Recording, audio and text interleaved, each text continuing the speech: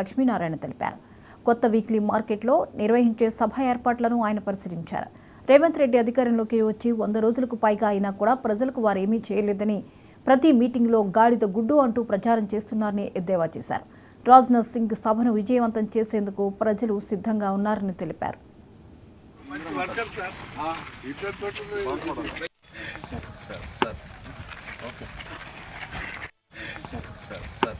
ఈ రాష్ట్ర ముఖ్యమంత్రి ప్రజలకు 100 రోజుల్లో ఎన్నికల తదనంతరం ఈ గాడిద గుడ్డునే మేము ఇచ్చినట్టుగా ఆయన చెప్తున్నట్టుగా గోచరిస్తున్నది. దేశ ప్రధానమంత్రి 10 సంవత్సరాల కాలంలో ఎప్పుడు ఎవరు ఇవ్వనంత పెద్ద ఎత్తున నిధులు అందించడం జరిగింది.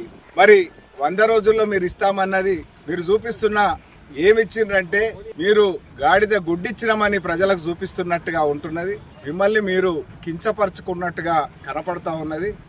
మరి హృదయాన్ని నిండా నరేంద్ర మోడీని నింపుకున్నటువంటి భారతీయ జనతా పార్టీని సమర్థిస్తున్నటువంటి ప్రజానీకం ఈ బాన్స్వాడలో న్యూ వీక్లీ మార్కెట్ సంబంధించినటువంటి మైదానంలో రాజ్నాథ్ సింగ్ గారు, రక్షణ శాఖ మంత్రి రాజ్నాథ్ సింగ్ గారు వారితో జరిగేటువంటి సభ ఇక్కడ నిర్వహించడం జరుగుతూ ఉన్నది. భారీ బహిరంగ సభ ఇక్కడ నిర్వహించుకోవడం జరుగుతూ ఉన్నది.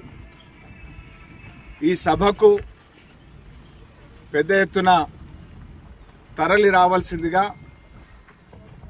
మరి ఈ ప్రాంత బాన్స్వాడ మరియు జూకల్, ఎల్లారెడ్డి తదితర నియోజకవర్గాల ప్రజలకు విజ్ఞప్తి చేస్తూ ఉన్నాం. మరి ఈ సభను విజయవంతం చేసి దేశం కోసం మోడీ కోసం మనమని ఇంటింటికి తిరుగుతున్నటువంటి సందర్భంలో మీరు వెల్లడిస్తున్నటువంటి ఆ ప్రతిస్పందన దానికి కృతజ్ఞతలు తెలియజేస్తూ